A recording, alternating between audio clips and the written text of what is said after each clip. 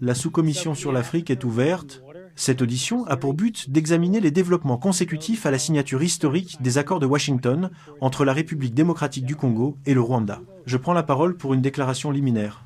Mon engagement en faveur de la paix entre le Rwanda et la RDC s'étend sur plus de 30 ans, depuis les suites immédiates du génocide rwandais de 1994.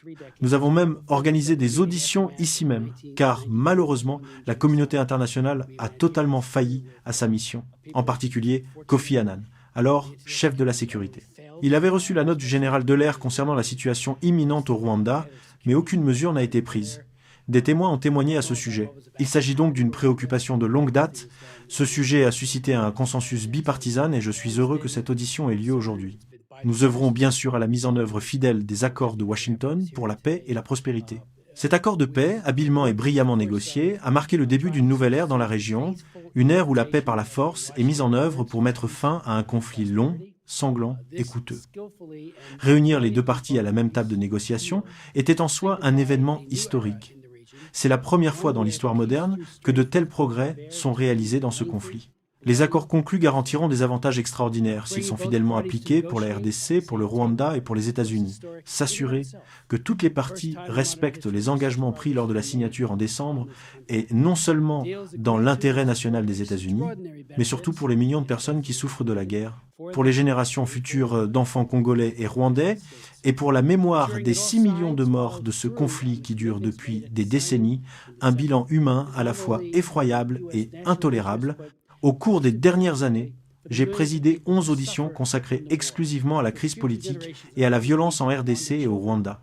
Malheureusement, chaque audition a révélé que la réponse de la communauté internationale et des États-Unis a été timide, voire indifférente, surtout face à une telle violence, une telle tragédie et de telles souffrances. Aujourd'hui, les choses changent et sous la direction du président Trump et de son cabinet, la réponse est forte, soutenue et, je crois, durable. Je pense que la signature des tribunaux de Washington, de manière aussi publique, à quelques rues de là, j'étais présent avec le président Mast et d'autres, confère une importance capitale aux engagements des dirigeants de la RDC et du Rwanda. Cette audition est un message de sérieux, et cette commission plénière, ainsi que le Congrès dans son ensemble, la Chambre et le Sénat, accordent une grande importance à ces engagements. Nous sommes engagés, nous voulons une mise en œuvre fidèle, c'est un appel aux deux parties, veuillez appliquer fidèlement cet accord. En décembre dernier, j'ai déclaré que j'avais hâte de travailler au processus de paix et de le suivre, et de veiller à ce que les dirigeants de la RDC et du Rwanda respectent les termes de l'accord. C'est pourquoi nous avons convoqué cette audience aujourd'hui. Des saboteurs continuent de faire obstacle au processus de paix, des belligérants qui agissent pour saper et discréditer les États-Unis, et surtout, ils se discréditent eux-mêmes. Quand on signe un accord, on s'engage sur son honneur et avec toute sa confiance. Il faut donc le respecter. Comme je l'ai dit précédemment, les avantages des accords de Washington sont extraordinaires et tout le monde y gagne lorsqu'ils sont mis en œuvre fidèlement. Les incitations sont clairement énoncées dans le cadre d'intégration économique régionale mandaté par la RDC et le Rwanda, qui élabore une feuille de route structurée pour l'intégration économique couvrant les chaînes d'approvisionnement en minéraux, les infrastructures, l'énergie, le tourisme et d'autres secteurs, afin de consolider la paix par une prospérité partagée et d'attirer les investissements.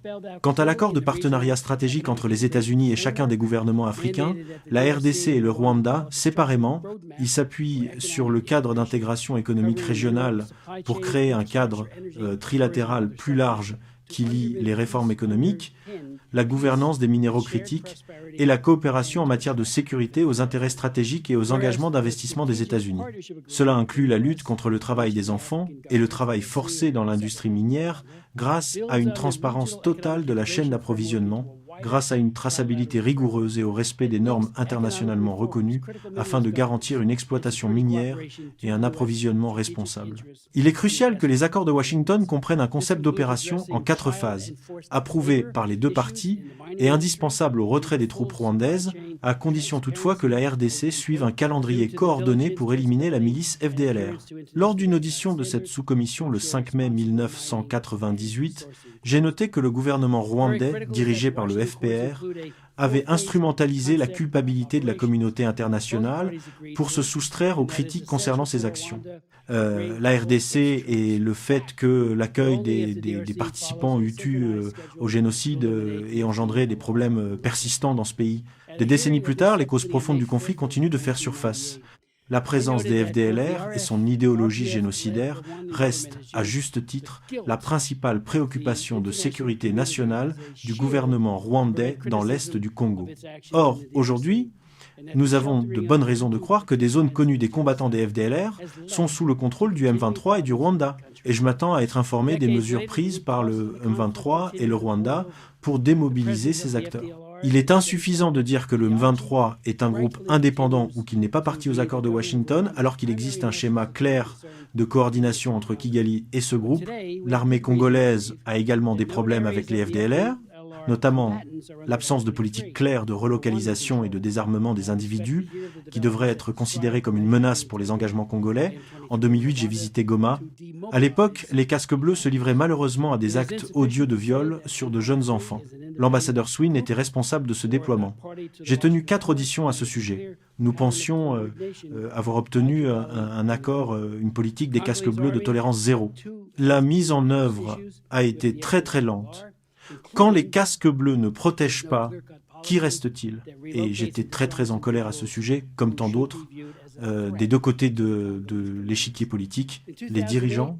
Le sénateur Rubio a été très précis, et je lui en suis reconnaissant, concernant Hong Kong et les entreprises basées en Chine continentale, accusées de financer des groupes armés, dont le M23. Ces sanctions imposées par l'administration Trump incluent la société minière congolaise Dongyang, un intermédiaire accusé de s'approvisionner en minerais dans les zones de conflit et de les acheminer via des chaînes d'approvisionnement vers des raffineries chinoises. En 2023, j'ai présidé une audition et j'ai déclaré que, du cobalt aux voitures, toute la chaîne d'approvisionnement est bâtie sur la violence. Nous avons entendu plusieurs personnes parler de la mort d'enfants travaillant dans des mines artisanales et ailleurs. Ils étaient contraints. Le gouvernement chinois avait présenté un projet de loi pour tenter d'y mettre fin. Il n'a pas été adopté. Une partie a été adoptée par la Commission des voies et moyens, mais il n'a toujours pas abouti. Espérons que ce qui se passe actuellement éclipse tout besoin de ce genre, car cet accord est très complet. Nous devons rompre notre dépendance aux minéraux qui financent le Parti communiste chinois, comme je l'ai dit en 2023, et qui alimentent l'instabilité entretenue par le PCC. Les accords de Washington vont au-delà des minéraux. Il s'agit d'un événement capital visant à mettre fin aux souffrances liées à la guerre, et je me suis demandé en décembre 2012 si les problèmes interethniques en RDC et dans les pays voisins pouvaient enfin être résolus afin de parvenir à une paix durable. Permettez-moi également de souligner que, pendant les pires moments du génocide du Darfour, et cela se reproduit aujourd'hui, beaucoup de gens se sont demandé pourquoi on ne portait pas attention au massacre en République démocratique du Congo.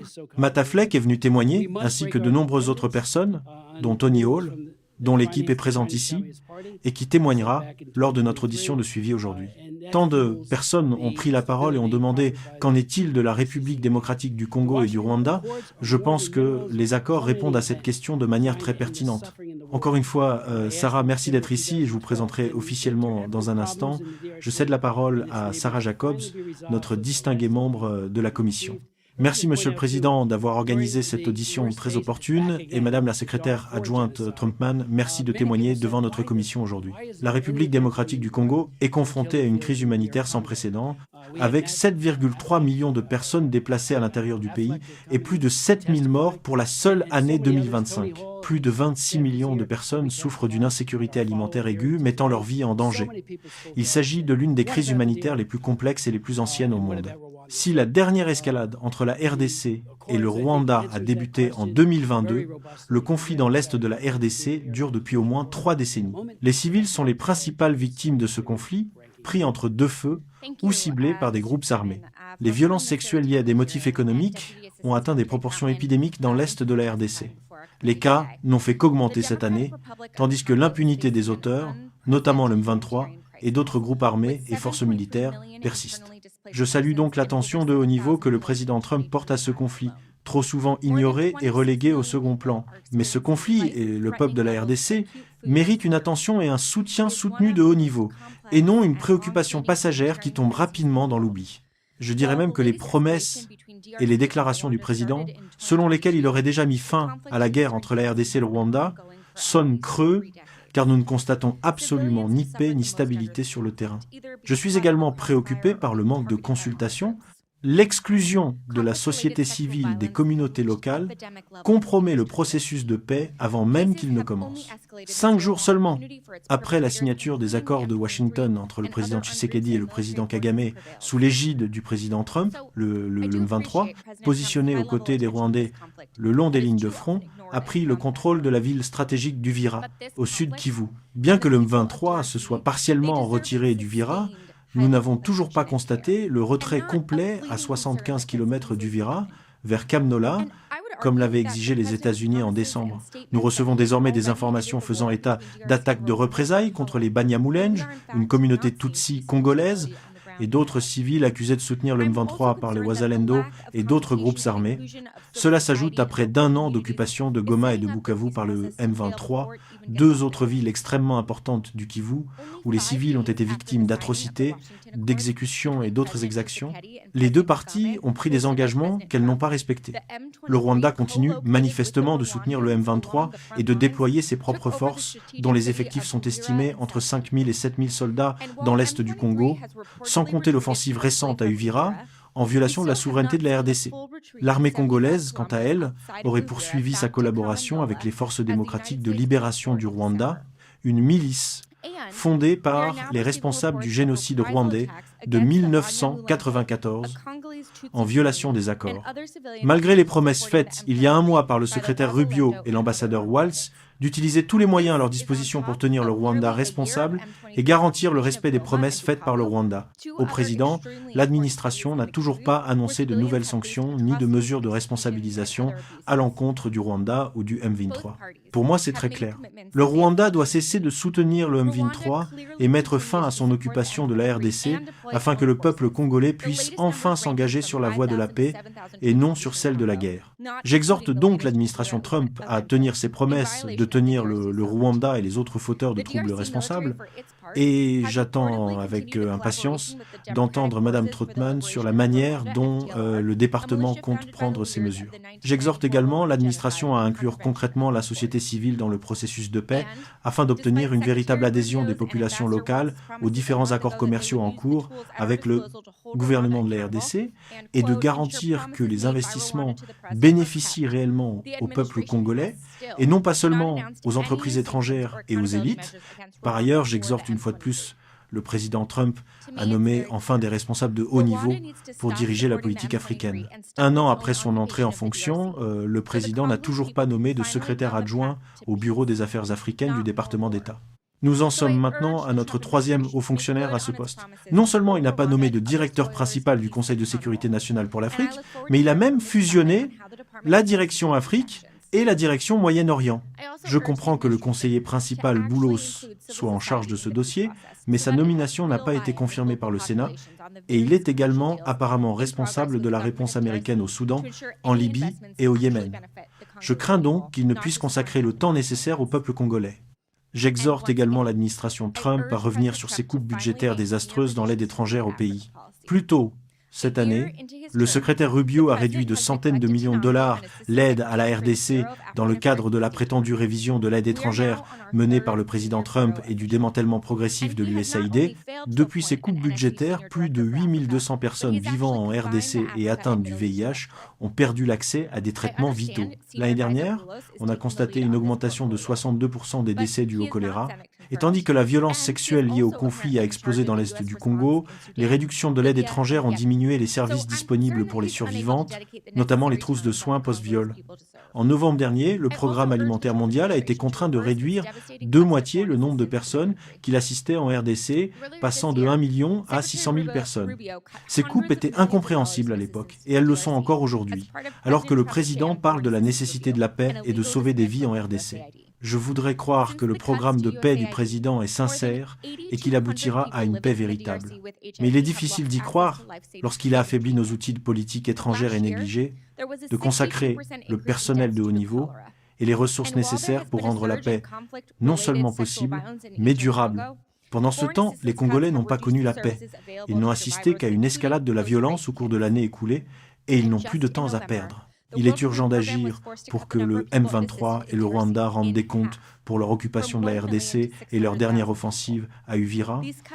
Il est urgent d'agir pour relancer le processus de paix et il est impératif que l'administration investisse dans ses propres institutions et outils pour que ce processus aboutisse. Le peuple congolais a trop longtemps enduré la violence, l'exploitation et les promesses de paix. Il est cruel de déclarer la guerre en RDC terminée alors que le M23 exécutait des gens pendant les fêtes.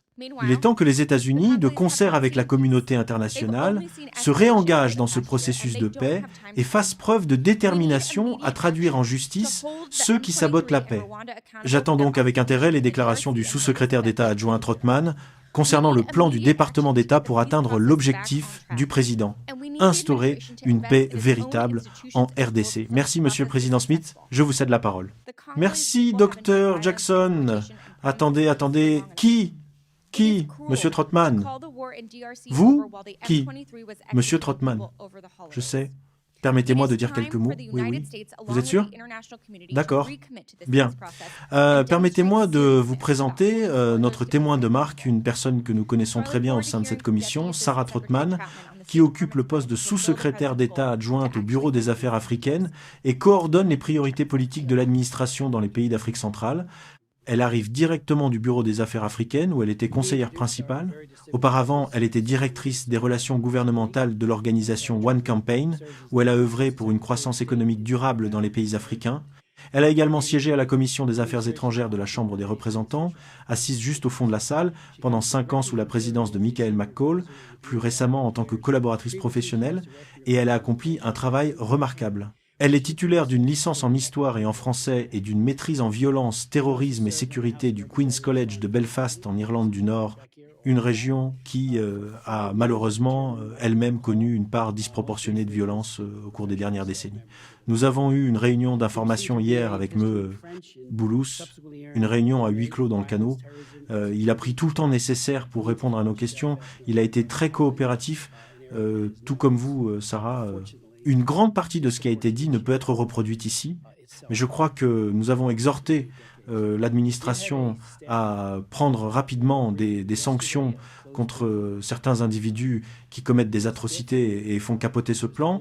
Si tel est leur objectif, je pense que des sanctions seront prises. Alors, j'espère que vous pourrez les consigner officiellement. Vous savez, nous souhaitons vraiment que ce plan fonctionne, et il fonctionne lorsque les gens savent qu'une menace plane sur eux. Sarah, la parole est à vous. Monsieur le Président Smith, Monsieur le Vice-président Jacobs, Mesdames et Messieurs les membres de la sous-commission, je vous remercie de me donner l'occasion de témoigner des efforts déployés par les États-Unis pour promouvoir la paix entre la République démocratique du Congo et le Rwanda, efforts qui ont abouti à la signature des accords de Washington le 4 décembre 2025. En tant qu'ancien collaborateur de la Commission des Affaires étrangères de la Chambre des représentants, je tiens à exprimer mon profond honneur d'être parmi vous aujourd'hui. Depuis plus de 30 ans, l'Est de la RDC est en proie aux conflits, à l'instabilité et aux souffrances humaines. Les défis auxquels la région est confrontée se sont heurtés à des solutions faciles, les cycles de violence compromettant le développement et menaçant la sécurité de millions de personnes. Les États-Unis reconnaissent depuis longtemps l'importance stratégique de la région des Grands Lacs, tant pour leurs propres intérêts que pour le bien-être des populations de la région. Le 4 décembre, à l'Institut Donald J. Trump pour la paix, le président Tshisekedi et le président Kagame ont signé les accords de Washington, une avancée historique qui représente le progrès le plus significatif vers la résolution de ce conflit depuis des décennies. Cette réussite témoigne de la force d'une diplomatie de haut niveau soutenue et de l'importance du leadership américain sur la scène internationale. Le président Trump est le président de la paix, et l'avancée historique réalisée grâce aux accords de Washington n'aurait pas été possible sans son leadership. Son engagement direct, sa vision et sa détermination à voir ce conflit résolu ont été essentiels pour amener les parties à la table des négociations et maintenir la dynamique tout au long du processus. Je tiens également à saluer le leadership du secrétaire Rubio et du conseiller principal Massad Bulos, dont les efforts inlassables ont été cruciaux pour forger un consensus et mener les négociations à une conclusion positive. Les avantages des accords de Washington sont considérables. Pour les peuples de la RDC et du Rwanda, ces accords offrent la voie d'une paix durable, d'une sécurité accrue et la possibilité de reconstruire des communautés dévastées par des décennies de violence.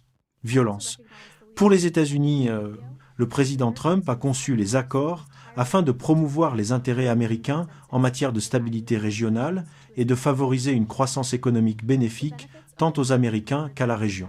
Composante essentielle des objectifs de politique étrangère, l'Amérique d'abord de cette administration, les accords apportent des avantages directs et concrets au peuple américain. En stabilisant une région qui est une source majeure de minéraux critiques, notamment le cobalt et le coltan, essentiels au secteur manufacturier et de la défense américain, les accords contribuent à sécuriser les chaînes d'approvisionnement américaines et à réduire notre dépendance vis à vis de concurrents comme la Chine.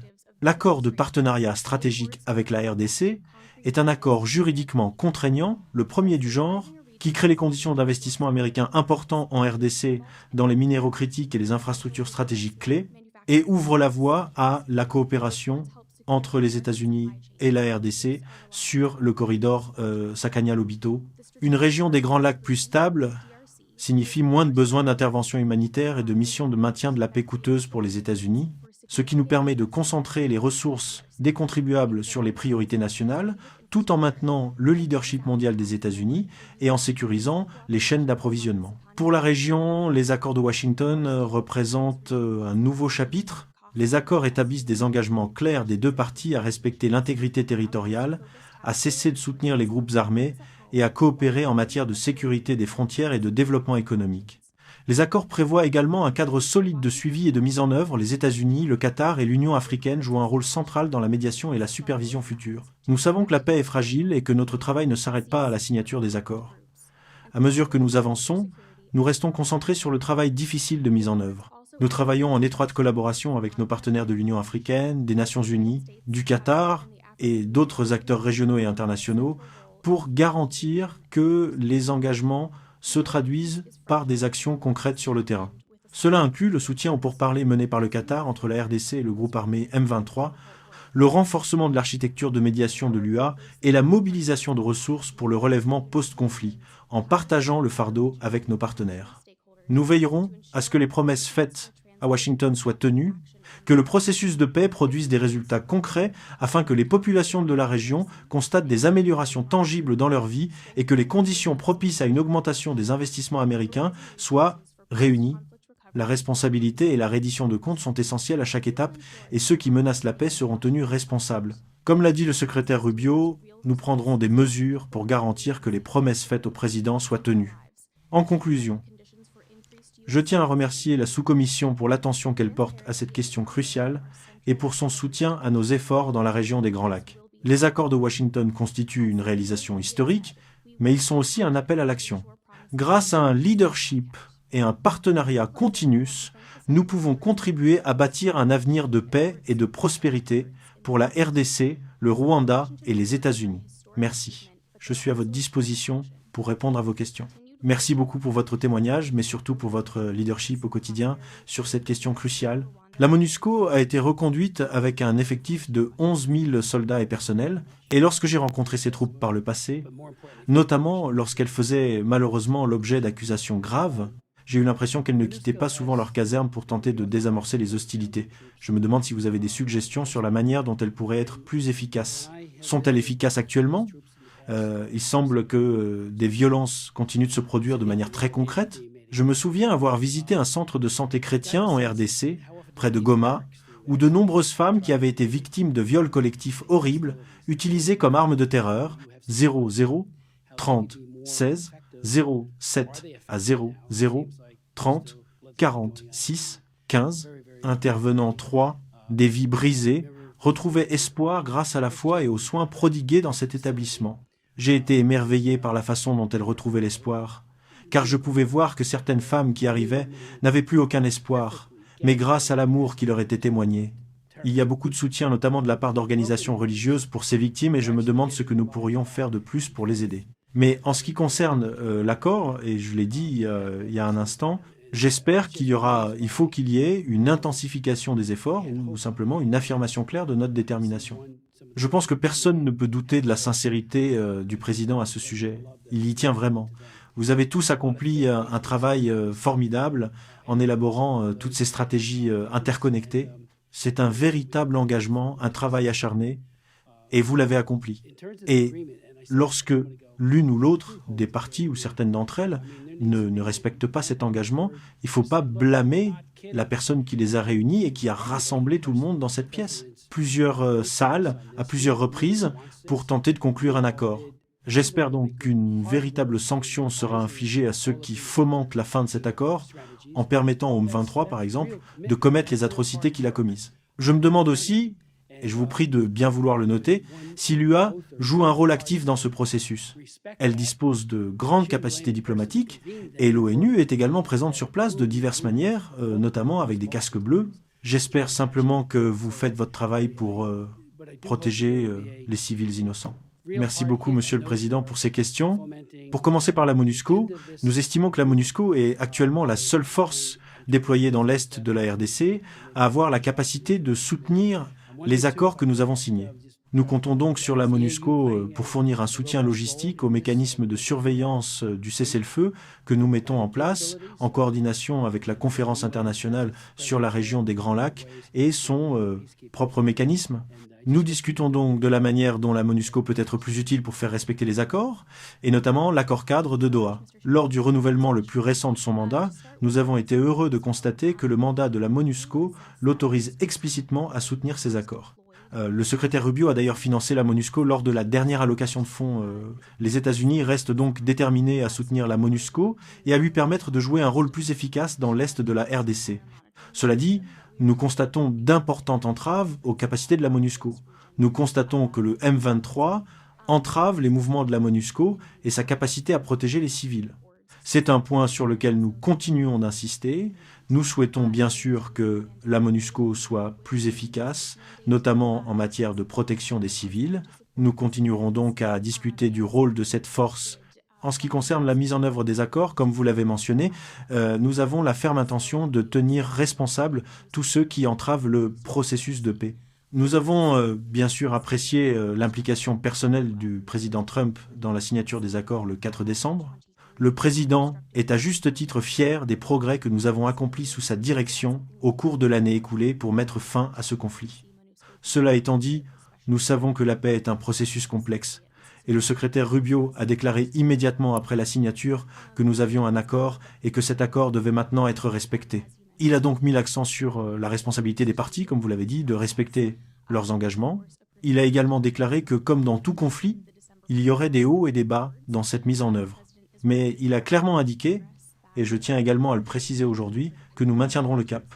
Les États-Unis restent absolument déterminés à aller de l'avant dans le cadre des accords de Washington, considérés comme le meilleur moyen de résoudre ce conflit. Nous avons l'intention de maintenir toutes les options sur la table pour tenir les fauteurs de troubles responsables. Je tiens également à préciser que depuis le 4 décembre, nous avons malheureusement constaté une intensification de la violence dans l'Est de la RDC. Nous avons vu le M23, avec le soutien des forces de défense rwandaises, comme l'a documenté et déclaré l'ambassadeur Waltz plus récemment à l'ONU. Nous avons vu cette offensive s'emparer de la ville stratégiquement importante d'Uvira, ce qui est extrêmement préoccupant pour nous. Et même si nous avons constaté un certain retrait d'Uvira, je tiens à préciser que ce mouvement est insuffisant.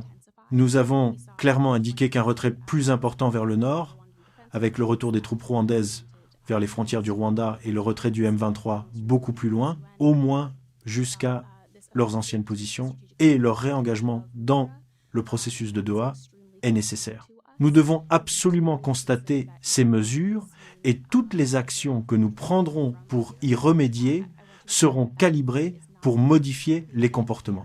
Nous avons donc toutes les options sur la table et au plus haut niveau, nous continuons de discuter des mesures que nous mettrons en œuvre pour modifier le comportement que nous observons. Enfin, concernant le rôle de l'Union africaine, nous sommes très reconnaissants à l'UA, en particulier au président de la commission de l'UA et à son équipe. Ils ont été excellents dans leur soutien au processus de Doha et au mécanisme de mise en œuvre des accords de Washington. L'UA est représentée au sein de notre comité conjoint de surveillance et de notre comité conjoint de coordination de la sécurité. Le JOC et le JSCM sont les principaux mécanismes de responsabilisation par lesquels nous supervisons le processus de Washington.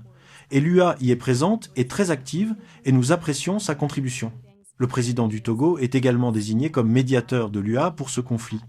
Nous apprécions la conférence qu'il a organisée le week-end dernier au Togo Les États-Unis ont pu y participer, comme beaucoup d'autres, et lors de cette conférence, un résultat que nous espérions et que nous pensons avoir obtenu a été la mise en œuvre des actions des 5 anciens chefs d'État que l'UA a désignés pour contribuer à certains aspects de ce processus.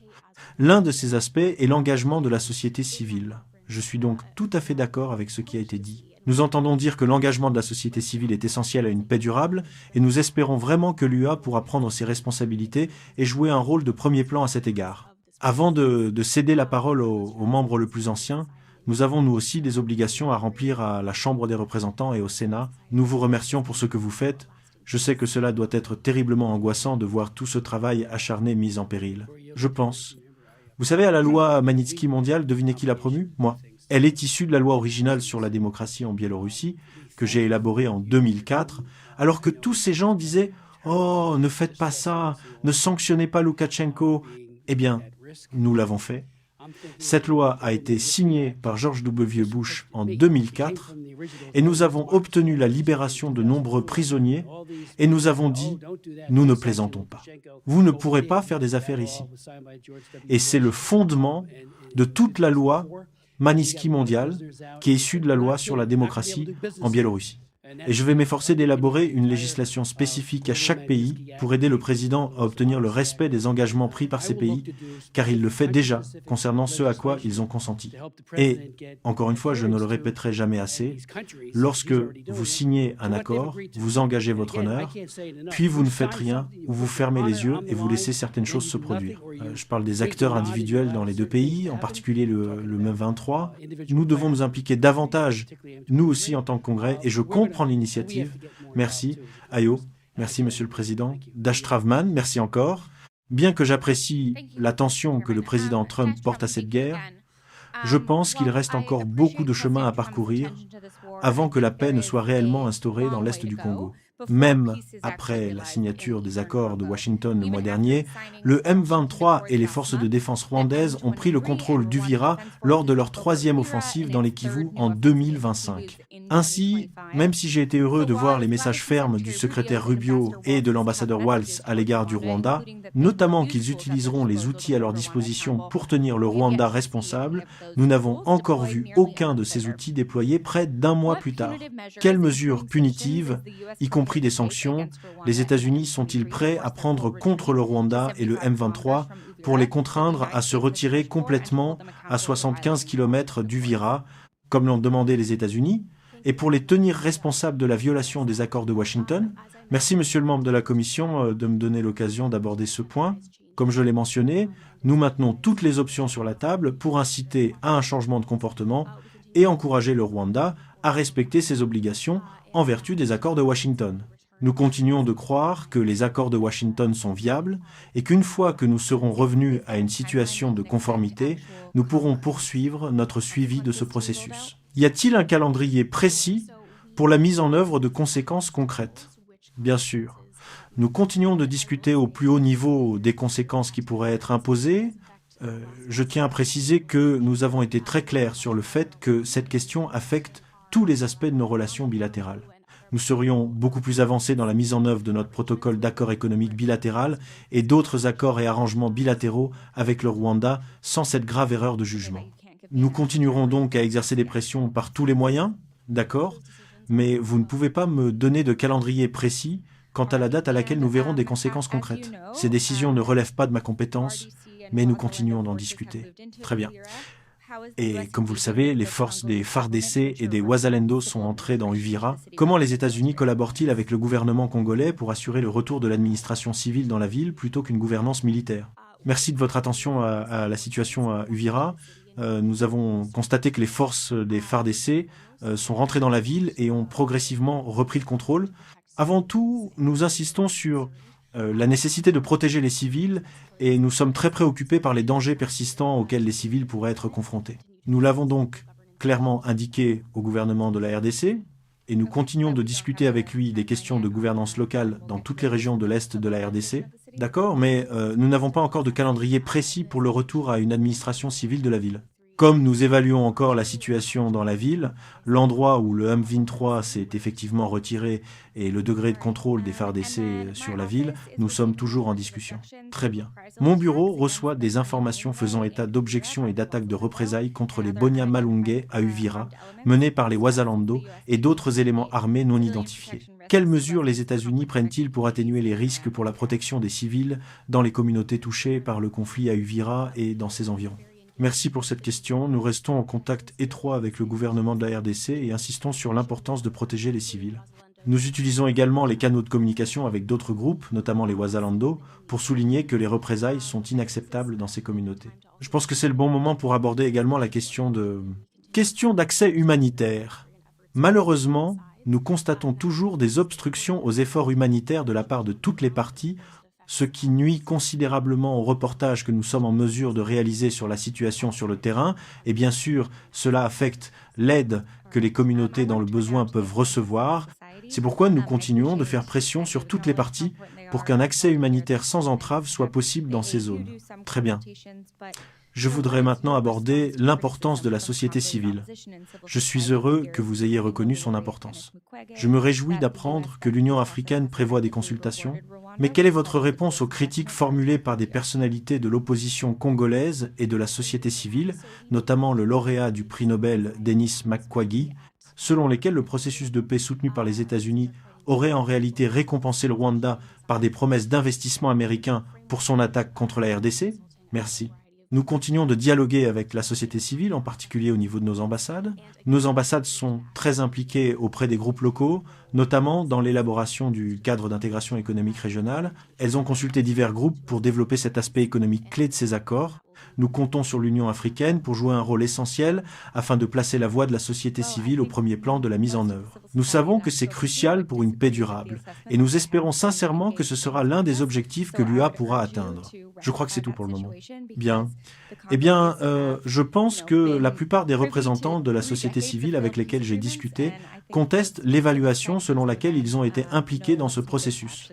Je vous exhorte donc à rectifier cette situation, car les Congolais ont subi 3 décennies d'accords de paix infructueux, et je pense que ces organisations de la société civile sur le terrain savent ce qui est nécessaire pour instaurer une paix durable. Monsieur le Président, je vous cède la parole. Dr Jackson. Merci, Monsieur le Président. Merci d'avoir organisé cette audition aujourd'hui, et merci à notre témoin d'être présent. J'apprécie votre témoignage.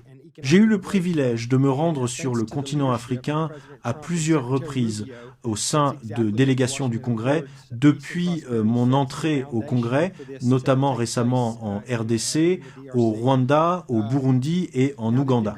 Lors de ces visites, presque toutes mes conversations ont porté sur la sécurité et la croissance économique. Grâce au leadership du président Trump et du secrétaire Rubio, l'accord de Washington, fondé sur la paix et la prospérité, pose précisément les bases de cette croissance en RDC.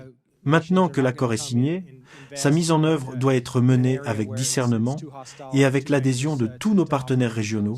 La sécurité économique est essentielle à une paix durable, n'est-ce pas? Mais la sécurité économique ne peut exister sans un certain niveau de sécurité physique. En effet, les nations étrangères n'investiront pas dans une zone trop hostile et trop dangereuse pour y mener leurs activités. C'est donc un élément fondamental dans tout cela. Un plan que j'ai évoqué avec plusieurs chefs d'État de la région, notamment du Rwanda et de la RDC, prévoit la création d'un cadre économique régional permettant aux pays voisins de gérer séparément les segments de la chaîne d'approvisionnement en minéraux critiques provenant de l'Est de la RDC. Je ne suggère pas que la RDC brade ses ressources. Elles lui appartiennent. Je propose plutôt que, si cette situation s'avère mutuellement avantageuse pour tous, car financièrement profitable à chacun, alors cela contribuera grandement à instaurer une paix durable. J'ai proposé à plusieurs reprises qu'un accord soit conclu entre les pays, non seulement le Rwanda et la RDC, mais aussi la RDC et le Burundi, la RDC et l'Ouganda, ainsi que certains de leurs voisins, afin que tous bénéficient des milliards, voire des dizaines de milliers de milliards de dollars de terres rares présentes dans l'Est de la RDC. Cette région est l'une des plus riches au monde, si ce n'est la plus riche en ce qui concerne certaines de ses ressources naturelles. Si ces ressources pouvaient être extraites en RDC, puis raffinées ou transformées dans les pays voisins, chacun aurait intérêt à préserver la paix dans la région. Un autre point crucial et que j'ai particulièrement souligné est que pour garantir la sécurité physique dont nous avons parlé, il est impératif que les ressources issues de cet accord, si celui-ci venait à se concrétiser et que la RDC et ses voisins engrangeaient une immense richesse, soient réinvesties dans le développement économique et les infrastructures de la population congolaise. Il est essentiel que les habitants constatent une amélioration de leurs conditions de vie grâce à la transformation et à la vente de ces minéraux. Ce point sera déterminant. Nous avons parlé des atrocités. Oui, il y a eu des atrocités des deux côtés. J'ai lu les rapports des services de renseignement sur le M23, sur les Ouazalendo. Il y a eu des atrocités généralisées. Cela dure depuis longtemps, n'est-ce pas? Mais je maintiens également que le M23 est un groupe de miliciens armés. Je ne pense pas qu'ils vont déposer les armes et se mettre à l'agriculture du jour au lendemain. Je pense qu'il faut un effort concerté de la part de la RDC pour intégrer les membres congolais du M23 dans le dispositif de sécurité nationale, que ce soit en leur permettant de faire partie de l'armée d'une manière ou d'une autre, j'en suis pas sûr, mais je pense qu'il faut aussi un plan pour cela. Ma question pour vous, rapidement, car il ne me reste plus beaucoup de temps, je suis désolé, mais que fait le département d'État actuellement? Comment travaille-t-il à la mise en œuvre du cadre que je viens de décrire concernant la sécurité économique et physique? Très bien. Eh bien, merci beaucoup, monsieur le député, de m'avoir donné l'occasion d'aborder ce sujet. Le cadre régional que vous avez décrit est exactement conforme à ce que nous avons réalisé avec le cadre d'intégration économique régionale signé entre la RDC et le Rwanda. Cela a donc été une incitation importante à participer au processus de paix. Comme vous l'avez dit, la sécurité économique et la sécurité physique vont de pair et nous n'aurons pas d'investissement accru tant que nous n'aurons pas la paix. Nous sommes donc impatients d'aider la RDC et le Rwanda à mettre en œuvre le REF, le cadre d'intégration économique régionale, qui vise à renforcer la collaboration transfrontalière dans des secteurs tels que les minéraux critiques, l'énergie, les infrastructures, le tourisme et la santé publique. Nous attendons avec impatience la mise en œuvre de ce cadre, surtout une fois que nous aurons progressé vers une réelle stabilité sur le terrain. Et j'apprécie votre remarque selon laquelle nous devrions envisager d'inclure l'Ouganda et le Burundi dans certaines initiatives liées à ce cadre. Je pense que nous espérons certainement atteindre ce stade et j'aimerais discuter plus en détail avec vous de ce à quoi cela pourrait ressembler afin de garantir que tous les pays de la région bénéficient de cet accord signé entre la RDC et le Rwanda. Si je pouvais aborder les commentaires que vous avez formulés concernant le M23 et les efforts de réintégration et de DDR, il s'agit d'un aspect crucial du processus de Doha et d'un sujet qui sera abordé lors des prochaines négociations. Nous soutenons donc pleinement les efforts du Qatar pour organiser ces discussions et les États-Unis continueront de fournir un soutien technique tout au long de ces négociations. Merci beaucoup et j'ai hâte d'avoir d'autres conversations avec vous et votre équipe sur la manière dont nous pouvons soutenir les investissements en RDC et dans la région. Merci. J'apprécie cela. Je sais que je simplifie beaucoup la situation. Ce conflit dure depuis des décennies. Mais je pense qu'à un moment donné, il faudra mettre de côté les divergences et trouver un moyen pour que le M23 se réintègre et pour que chacun, y compris les deux parties au conflit, puisse bénéficier des vastes richesses minérales de la région qui, je crois, constituent la solution à ce problème. Encore une fois, je vous remercie de votre temps. Sur ce, Monsieur le Président, je cède la parole. Le Président donne la parole au représentant de l'Illinois, M. Jackson. Merci, Président Smith. Depuis des décennies, la République démocratique du Congo, RDC, est prise dans un cycle de violence dû au conflit ethnique entre les acteurs gouvernementaux, divers groupes rebelles et des acteurs étrangers. Aujourd'hui, près de 15 millions de personnes en RDC ont besoin d'une assistance humanitaire et près de 27 millions de personnes seront confrontées à des niveaux de crise ou d'urgence d'insécurité alimentaire en 2026. En décembre, le président congolais Félix Tshisekedi et le président rwandais Paul Kagame ont officiellement signé l'accord de paix et le cadre économique négocié par les États-Unis. La durabilité de cet accord est discutable, étant donné qu'il a privilégié les avantages économiques liés à l'extraction de minéraux essentiels au détriment de l'instauration d'une paix durable. Des acteurs clés touchés par le conflit ont été exclus, notamment la société civile locale et les femmes et les filles congolaises.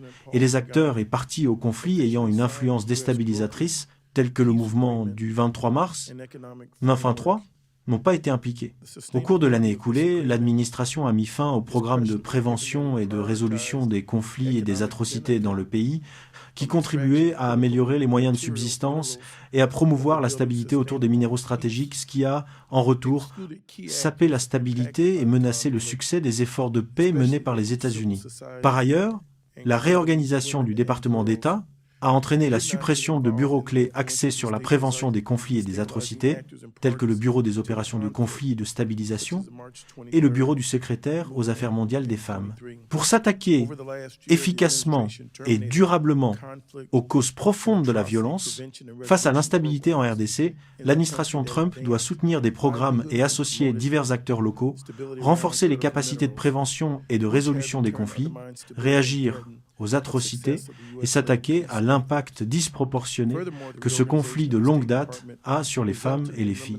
Par ailleurs, je tiens à souligner que l'administration Trump a tort d'éliminer les programmes relatifs à la diversité, à l'équité et à l'inclusion, qui sont essentiels pour résoudre les conflits, instaurer la justice raciale et promouvoir les femmes à des postes de direction inclusifs. Je souhaiterais vous demander dans quelle mesure le Bureau des Affaires africaines a mis en œuvre des programmes de prévention des conflits et de consolidation de la paix dans le pays, en complément de la récente action diplomatique concernant la RDC. Merci, Monsieur le représentant, pour cette question.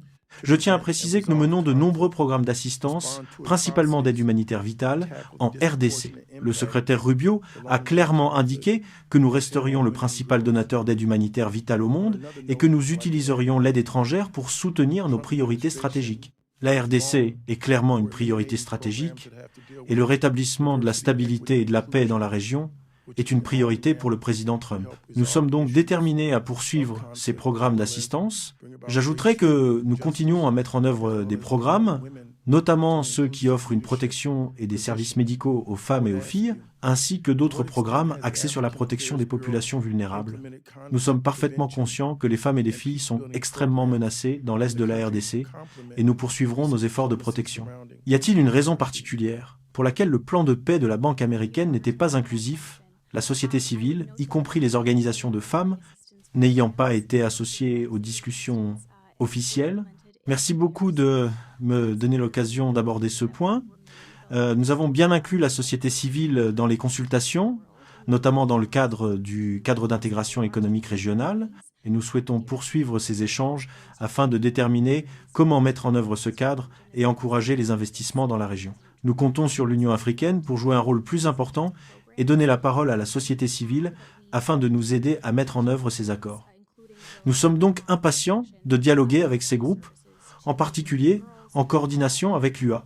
Pour conclure, je trouve assez curieux que le président des États-Unis impose davantage de restrictions aux pays africains, davantage d'obstacles à l'intégration de l'Afrique dans l'économie mondiale, créant ainsi de nouvelles barrières à la coopération entre nos pays. Je vous remercie infiniment pour votre coopération et votre participation.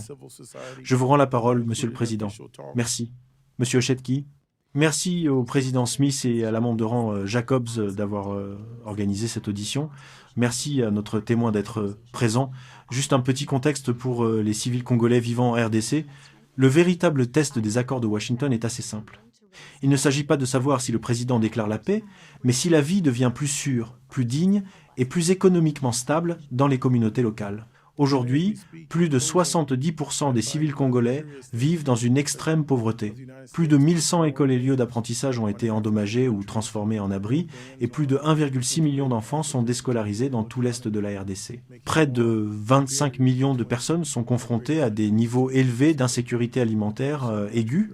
Et depuis le 1er décembre, au moins 500 000 personnes, dont plus de 100 000 enfants, ont été nouvellement déplacées au sud Kivu. Je souhaite donc me faire l'écho des questions et des préoccupations, car malgré ces chiffres alarmants, nous continuons d'entendre des dirigeants de la société civile congolaise qu'ils ont été mis à l'écart des négociations. Ce n'est donc pas une question spécifique, mais j'espère que dans le cadre d'un suivi, Madame Trotland, vous pourrez nous en dire plus. Je sais que vous dites qu'ils sont impliqués. Je souhaite savoir précisément, dans le cadre d'un suivi, comment cette implication s'est déroulée et quels sont les plans pour la poursuivre. Mais j'apprécie votre engagement à cet égard. J'ai quelques questions que je souhaite aborder aujourd'hui et qui repose sur la conviction que les politiques doivent être fondées sur les réalités vécues, les priorités et le leadership des communautés congolaises elles-mêmes. Sans cela, nous risquons de répéter la même approche descendante qui a échoué pour le peuple congolais pendant 3 décennies, quelle que soit la force du soutien diplomatique apparent depuis Washington. Ma première question porte donc sur une question minière locale. Nous savons que l'accord de partenariat stratégique comprend peu d'exigences en matière de transformation locale, de normes environnementales et de partage des revenus. Je suis curieux de savoir comment le département d'État va s'y prendre pour garantir que les richesses générées par ces ressources ou par les entreprises soutenues par les États-Unis contribuent réellement à stimuler la croissance économique locale. Merci beaucoup, monsieur le député, de me donner l'occasion d'aborder cette question. Nous tenons à préciser que l'accord de partenariat stratégique entre les États-Unis et la RDC est une grande victoire pour les Américains et pour les États-Unis. C'est également une grande victoire pour la RDC et le peuple congolais. Nous avons travaillé en étroite collaboration avec le président Tshisekedi et son gouvernement pour élaborer cet accord et nous sommes très enthousiastes quant aux implications qu'il aura pour l'avenir de la RDC. Nous sommes convaincus que, grâce à cet accord, davantage d'entreprises américaines auront accès à des opportunités d'investissement en RDC. Nous savons que les entreprises américaines appliquent les normes d'exploitation les plus élevées au monde, ce qui contribuera au transfert de compétences locales, à la création d'emplois locaux et au développement de nouvelles opportunités économiques dans toute la RDC. Et nous sommes impatients de voir ces résultats se concrétiser lors de la mise en œuvre de l'accord. L'accord comprend également des engagements de la RDC à réglementer et à formaliser le secteur minier, ce qui contribuera notamment à formaliser l'exploitation minière artisanale, à lutter contre l'exploitation et les abus des travailleurs locaux et à permettre au peuple congolais de bénéficier des revenus tirés de ces ressources. Prévoyez-vous de participer à ces discussions lors de l'élaboration de cette réglementation? Oui. Très bien. Deuxièmement, concernant les enfants soldats, nous savons que l'UNICEF rapporte que le recrutement et l'utilisation d'enfants par des groupes armés ont augmenté de 60% en 2024 par rapport à l'année précédente. De plus, le contrôle de vastes zones par des groupes armés dans les provinces de l'Est de la RDC a enraciné l'instabilité, exacerbant les souffrances des civils. Je souhaiterais savoir comment le gouvernement américain soutient les efforts menés par le pays et ses partenaires, notamment des agences telles que l'UNICEF, pour enrayer le recrutement d'enfants qui perpétuent ce conflit et offrir de meilleures perspectives à ces enfants. Quel programme actif le département a-t-il en RDC pour répondre aux besoins de ces enfants vulnérables ? Merci beaucoup de me donner l'occasion d'aborder cette question. Je dirais que nous continuons de soulever la question des enfants soldats au plus haut niveau de notre coopération avec le gouvernement de la RDC. Les réglementations relatives à l'utilisation d'enfants soldats empêchent évidemment une coopération significative en matière de sécurité avec les pays qui sont considérés comme étant confrontés à ce problème.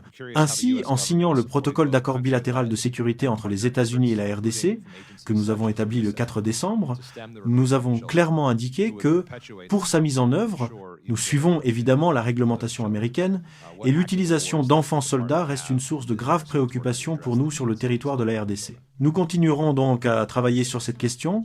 En ce qui concerne les programmes d'aide actifs, je pourrais vous fournir des détails ultérieurement, mais nous avons des programmes qui visent à protéger les enfants dans les communautés vulnérables. Nous pensons donc que, en fournissant ces ressources, les enfants auront, nous l'espérons, des alternatives à l'intégration de ce type de groupe. Ce serait formidable. J'attends cela avec impatience. Merci pour votre temps. Sur ce, Monsieur le Président, je cède la parole. Je donne la parole à Madame Shirfilis McCormick. Merci Monsieur le Président et merci beaucoup Madame Trotman d'être présente aujourd'hui pour répondre à nos questions.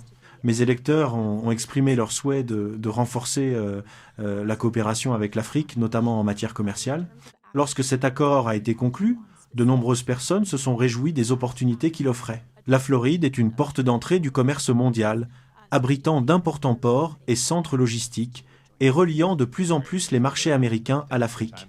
La stabilité entre la RDC et le Rwanda est essentielle pour la sécurité des chaînes d'approvisionnement, l'exploitation minière responsable, l'approvisionnement en matières premières et un commerce bilatéral élargi qui profite aux travailleurs et aux entreprises américaines. Alors que le Congrès examine les accords de Washington du président Trump, il est important d'évaluer comment l'engagement des États-Unis peut renforcer les efforts de paix menés par les Africains, tout en soutenant l'intégration économique et la stabilité régionale à long terme. Comment les États-Unis collaborent-ils avec le Rwanda et la RDC pour faire progresser le commerce transfrontalier, les infrastructures et les chaînes d'approvisionnement en matières premières de manière à soutenir la paix et à générer des avantages économiques mesurables? Merci beaucoup, Madame la députée, de me donner l'occasion de répondre à cette question. Les États-Unis sont prêts à aider la RDC et le Rwanda à mettre en œuvre le cadre d'intégration économique régionale que j'ai mentionné. L'objectif de ce cadre est d'encourager la paix et la stabilité en offrant à la RDC et au Rwanda des opportunités de coopération sur des projets transfrontaliers. Nous encourageons vivement les entreprises américaines à investir dans ces projets et nous espérons mettre en lumière certaines initiatives auxquelles elles pourraient souhaiter participer au cours de l'année. Nous espérons également pouvoir attirer des financements, notamment grâce à des outils comme la DFC et l'Exim, pour soutenir des projets de ce type qui renforceront la stabilité et apporteront de réelles opportunités économiques à la région. Je tiens à souligner que nous continuons d'insister sur l'importance de la paix et de la stabilité. Il est essentiel que la RDC et le Rwanda puissent pleinement tirer parti du cadre d'intégration économique régionale. Nous sommes donc impatients de soutenir et de promouvoir ces opportunités, mais le respect de l'accord de paix est une condition préalable. Avez-vous prévu des mesures incitatives spécifiques, comme des mécanismes pour encourager les entreprises à investir? Bien sûr. Nous nous engageons à mettre en lumière les opportunités offertes par les pays de la région des Grands Lacs et à attirer le soutien et les investissements américains. Cela pourrait inclure l'organisation d'événements à Washington pour mettre en relation les entreprises américaines et promouvoir ces opportunités auprès de la DFC et d'Exim, nos outils de financement, et les mettre en contact avec les représentants des gouvernements hôtes. Nous poursuivrons nos efforts en ce sens tout au long de l'année. Je serai ravi de recevoir vos recommandations d'entreprise basées dans votre circonscription. Quel est, selon vous, un calendrier réaliste pour la concrétisation de ces projets? Nous espérons constater des progrès cette année. La mise en œuvre de l'accord de partenariat stratégique États-Unis-RDC est déjà bien avancée. Nous espérons tenir prochainement la première réunion du comité directeur conjoint, au cours de laquelle nous aborderons les opportunités d'investissement, notamment en RDC, pour les entreprises américaines. Nous souhaitons également organiser un événement réunissant entreprises et gouvernements, afin de discuter des opportunités offertes par le cadre d'intégration économique régionale. Nous espérons donc constater des progrès cette année. Formidable. Et quel a été le rôle de l'Union africaine dans les pourparlers qui se sont déroulés au Togo? Quels résultats concrets a-t-elle obtenu? Bien sûr. Nous sommes très reconnaissants de l'engagement de l'Union africaine à soutenir le processus de paix. Nous lui sommes particulièrement reconnaissants de son soutien explicite aux accords de Washington et à l'accord-cadre du département des affaires humanitaires de la RDC. Son soutien à ces deux processus est absolument crucial. L'UA a mandaté 5 anciens chefs d'État pour piloter certains aspects du processus de paix. Comme je l'ai mentionné, nous espérons que cette conférence a renforcé leur mandat afin qu'ils puissent intensifier leurs efforts pour intégrer davantage la société civile, mettre en avant les enjeux humanitaires, contribuer à un dialogue interconfessionnel national, etc. Nous espérons donc vivement que leur mandat sera renforcé au cours de l'année. Ma dernière question: étant donné notre engagement indéfectible envers la réussite de cet accord, il est primordial que le Rwanda et la RDC prospèrent, mais aussi que nos entreprises puissent s'y implanter et y être productives. De quoi avez-vous besoin de la part du Congrès pour vous fournir le cadre nécessaire à cette réussite?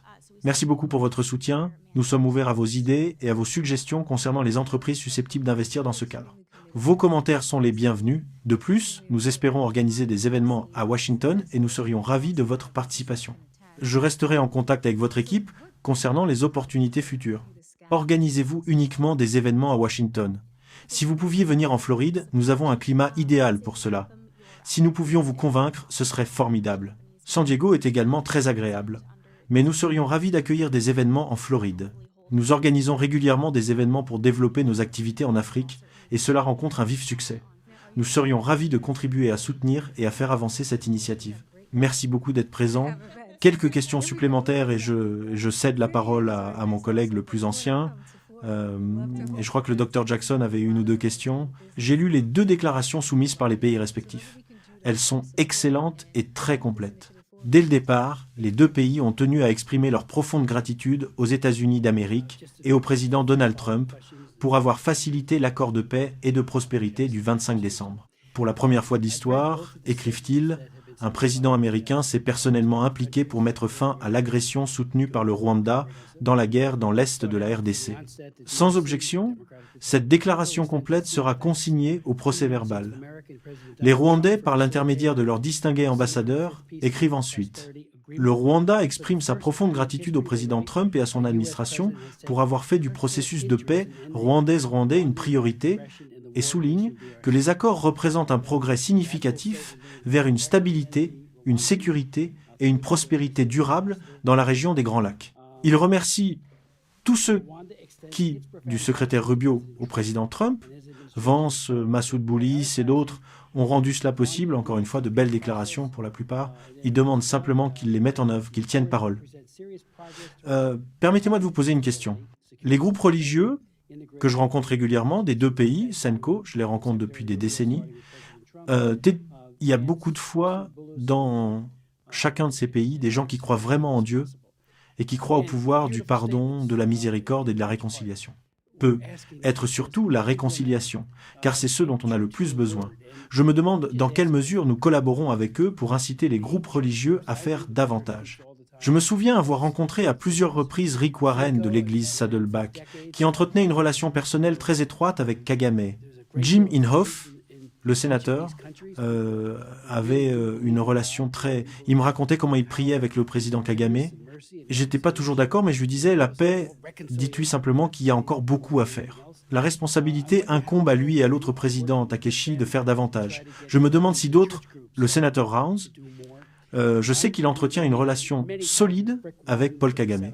Je pense que plus il y aura de personnes qui soulèveront la question, plus ils écouteront, peut être qu'ils écouteront notre sous-commission, peut être pas, peut être qu'ils m'écouteront ou qu'ils écouteront mon ami Madame Jacobs, mais nous n'allons pas abandonner. Et ils n'abandonneront pas non plus. Ils pourraient avoir une influence particulière en disant « mettons fin aux hostilités et aux atrocités ». Et cela pourrait arriver. Je ne saurais trop vous remercier pour votre leadership. Et encore une fois, le président, comme indiqué dans cette déclaration avec le New York Congo, premier président, je me souviens m'être disputé à plusieurs reprises avec l'administration Clinton sur la façon dont ils avaient manqué le coche sur les atrocités commises pendant le génocide. Et même après que tout soit soi-disant terminé, il y avait des gens qui poursuivaient d'autres personnes dans la brousse pour les tuer.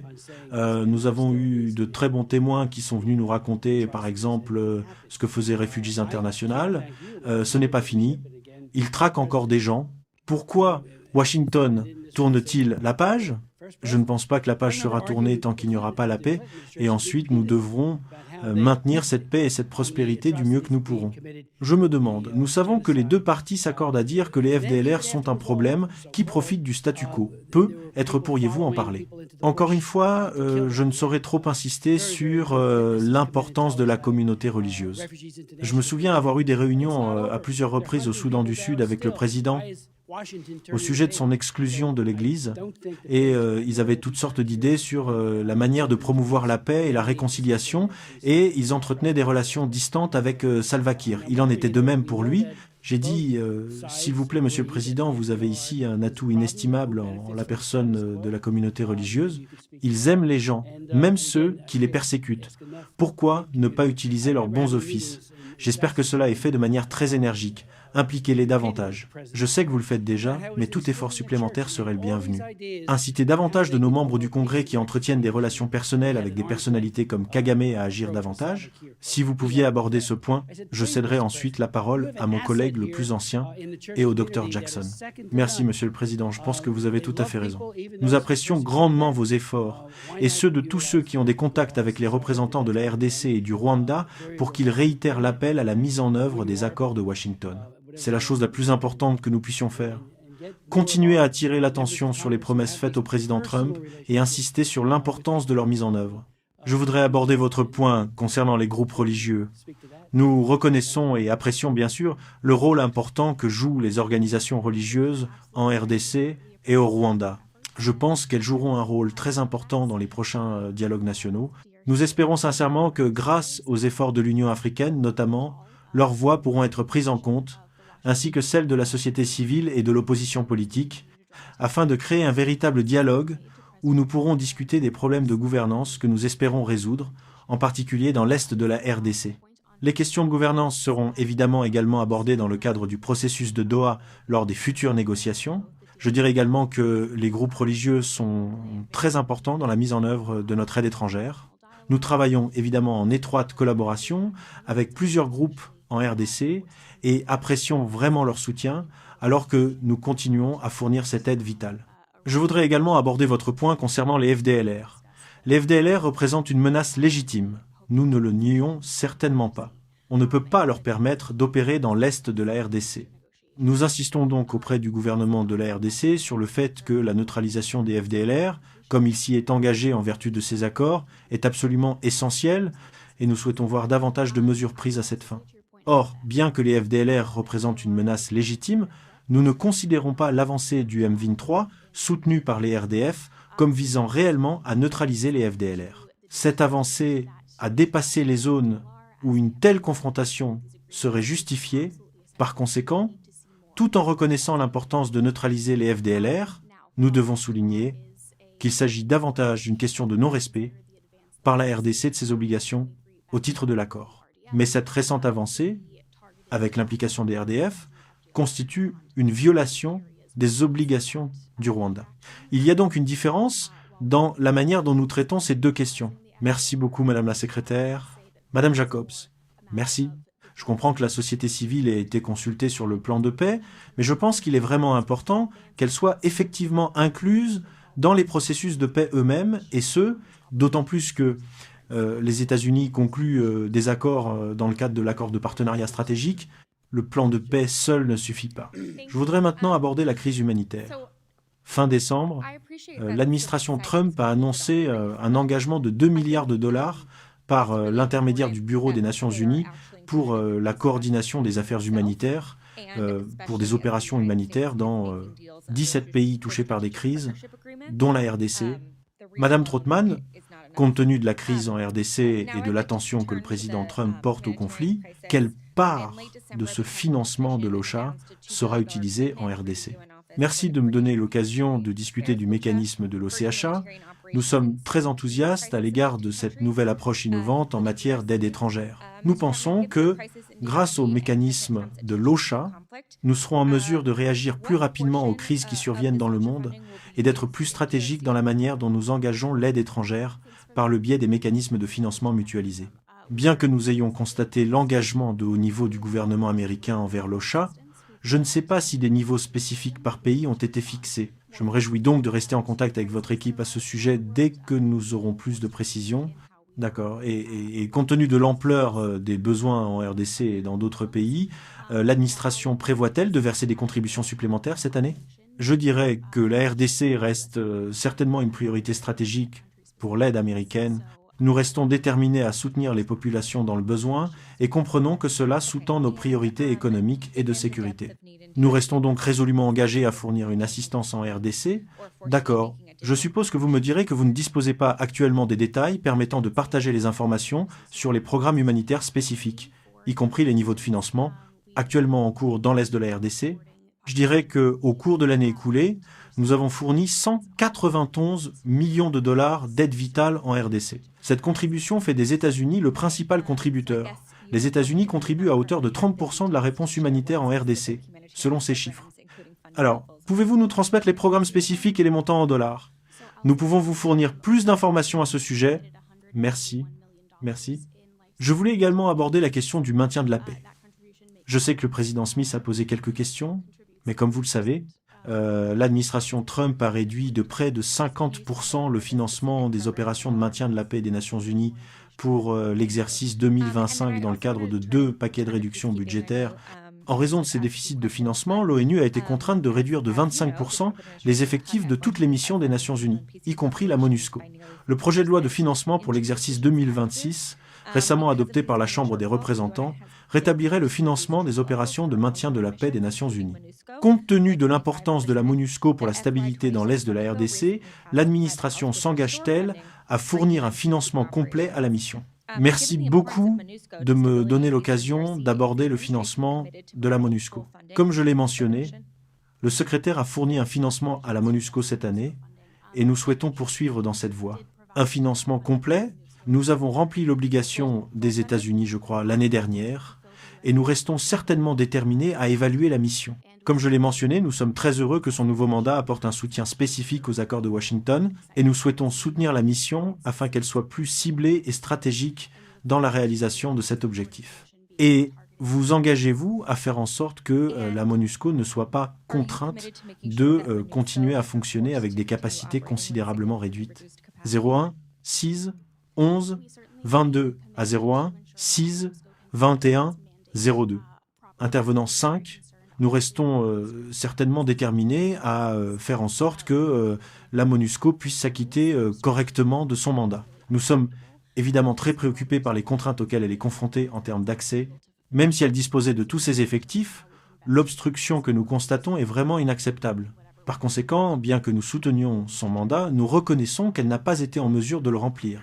Nous sommes donc en train de déterminer comment nous pouvons le mieux soutenir stratégiquement la MONUSCO dans l'accomplissement de son mandat.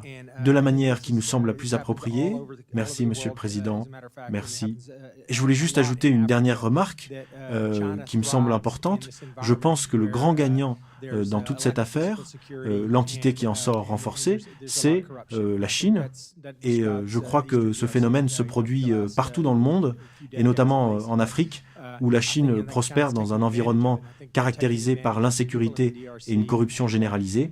C'est, je pense, la situation qui prévaut dans l'Est de la RDC depuis au moins plusieurs décennies. Or, je crois que la Chine en a profité et je pense qu'elle a exploité la population de la RDC. Je voulais simplement savoir si nous sommes en contact actif avec le président Shakesh Shetty et d'autres responsables gouvernementaux à Kinshasa concernant les problèmes liés aux Chinois. Et je qualifierais cela, je l'ai noté ici, de corruption stratégique, car ils encouragent cette instabilité afin d'empêcher les investissements occidentaux de leurs concurrents dans ces régions. Il est donc nécessaire de surmonter ces obstacles. J'ai parlé à certaines entreprises américaines présentes en RDC qui ont été confrontées à ces problèmes, notamment des contraintes réglementaires et une fiscalité excessive et déraisonnable. Une partie de ces difficultés était liée aux relations avec les Chinois et le gouvernement de Kinshasa, dans le but de les éliminer de la concurrence. Je pense que beaucoup de mes collègues ici présents ont demandé comment inciter certains pays occidentaux, les États-Unis et certains de nos alliés à investir en RDC et à devenir de bons partenaires commerciaux. Je pense que tant que nous n'aurons pas résolu ces problèmes, il sera extrêmement difficile d'y parvenir. Avons-nous eu des conversations à ce sujet? Absolument. Merci, monsieur le député, de me donner l'occasion d'approfondir un peu plus l'accord de partenariat stratégique que les États-Unis ont conclu avec la RDC, car il aborde toutes ces questions. Nous savons que les entreprises chinoises détiennent la grande majorité des actifs miniers stratégiques en RDC, notamment les gisements de cuivre et de cobalt. Ces ressources sont essentielles à la sécurité de la chaîne d'approvisionnement américaine et particulièrement importantes pour nos efforts visant à dominer les technologies émergentes et à approvisionner la base industrielle de défense. Une partie de l'accord de partenariat stratégique avec la RDC vise à garantir aux entreprises américaines un accès préférentiel aux actifs stratégiques en RDC, que nous désignerons en collaboration avec la RDC. L'objectif est de permettre aux entreprises américaines de s'implanter, d'empêcher les entreprises chinoises de s'emparer de davantage de ces actifs et de garantir que la production soit acheminée vers les États-Unis afin de réduire notre dépendance aux minéraux raffinés provenant de Chine. Cet accord vise donc à réaffirmer la domination américaine dans le secteur des minéraux stratégiques, tout en veillant à ce que la RDC puisse tirer profit de ces ressources, car, comme vous l'avez dit, les entreprises chinoises appliquent souvent les normes les plus basses. Ils exploitent le système, ils exploitent la corruption, et nous ne voulons absolument pas voir cela. C'est préjudiciable aux entreprises américaines qui souhaitent investir, c'est préjudiciable à la population de la RDC. Nous sommes donc impatients de mettre en œuvre cet accord afin de consolider les opportunités pour les entreprises américaines en RDC et dans ces chaînes d'approvisionnement en minéraux critiques, et également de veiller à ce que l'influence de la Chine soit réduite. Sur la question de la corruption, l'accord de partenariat stratégique aborde également les questions réglementaires en veillant à ce que le secteur minier de la RDC soit assaini afin que les entreprises américaines puissent investir en toute confiance et que les réglementations soient plus faciles à comprendre. Tout cela vise précisément le problème que vous avez soulevé et qui nous préoccupe beaucoup, l'omniprésence des entreprises chinoises en RDC. Eh bien, merci. Et lorsque je me rends en Afrique, ou n'importe où dans le monde d'ailleurs, car la Chine, avec son programme des nouvelles routes de la soie, est présente partout, Je tiens à souligner à tous que les États-Unis sont un bien meilleur partenaire que les Chinois. Nous sommes là pour... si nous concluons des accords concernant les ressources naturelles, nous les payons, et nous les payons au juste prix. Nous ne volons pas ces pays de leurs ressources naturelles, ce que font, à mon avis, les Chinois. Mais je pense que, comme je l'ai dit précédemment, une fois que nous aurons commencé à investir, cet argent doit rester dans l'Est de la RDC. La grande majorité de cet argent doit y rester. Les personnes qui y vivent et y travaillent, ou qui souhaiteraient y travailler, doivent voir les infrastructures se développer et constater une amélioration de leurs conditions de vie. Sinon, honnêtement, cela ne durera pas. Sur ce, je vous remercie. Merci beaucoup, docteur. Juste un bref commentaire sur ce point, puis nous conclurons l'audience. J'ai participé à 5 auditions sur la question du cobalt provenant de cette région. De nombreuses personnes y ont pris part, et Ed Royce, mon ami et collègue, s'est montré très actif pour sensibiliser l'opinion publique à ce problème. Le travail des enfants, environ 35 000 enfants sont forcés de travailler dans ces mines, ils meurent ou tombent gravement malades, et environ 200 000 adultes sont soumis à des contraintes très fortes imposées par le Parti communiste chinois qui contrôle ces mines. Et où va ce cobalt? Il va au Xinjiang. Je préside la commission sur la Chine. Nous y avons également tenu des auditions. Le Xinjiang, où les Ouïghours sont si horriblement réprimés et opprimés, et ensuite, ce cobalt arrive ici. Si nous devons utiliser des voitures qui fonctionnent au cobalt, soit, mais pas au prix de l'exploitation des enfants et du travail forcé. C'est pourquoi notre projet de loi, qui, je l'espère, deviendra caduc grâce à cet accord, établirait une présomption réfutable selon laquelle tout produit provenant de la RDC et destiné à la Chine est entaché de travail forcé et de travail des enfants et est donc inadmissible aux États-Unis. Une partie importante de ce projet de loi a déjà été adoptée par la Commission des voies et moyens. Mais si tout cela échoue, nous serons contraints d'y revenir. Nous avons également intégré une stratégie dans ce projet de loi, car nous souhaitons que le peuple de la RDC profite des richesses de son pays et en tire profit, et non le Parti communiste chinois qui les utilise pour renforcer ses capacités militaires et opprimer peu. Être Taïwan ensuite, certainement Hong Kong, et son propre peuple. Il est donc crucial que cela aboutisse. Encore une fois, nous voulons que le peuple de la RDC en bénéficie, que ce soit avec un pays africain ami ou une autre véritable démocratie. C'est là que le traitement doit avoir lieu avec des garanties qui protègent non seulement les mineurs, mais aussi ceux qui transforment les minerais par la suite. Ce n'est pas le cas avec la Chine. Cela n'existe tout simplement pas sous une dictature. Je vous remercie. Je tiens à remercier mon ami et collègue d'avoir soulevé ces questions importantes. Je tiens également à remercier la secrétaire Troutman pour son témoignage précieux, pour ses réponses très claires et éclairées, ainsi que les membres de notre commission, y compris notre distingué membre de l'opposition, Madame Jacobs, pour leurs questions pertinentes. Les membres de la sous-commission pourraient avoir d'autres questions à poser aux témoins. Nous vous demandons d'y répondre par écrit. Conformément au règlement de la commission, tous les membres disposent de 5 jours pour soumettre des déclarations, des questions et des documents complémentaires. Sous réserve des limitations de longueur et sans objection, la séance est levée.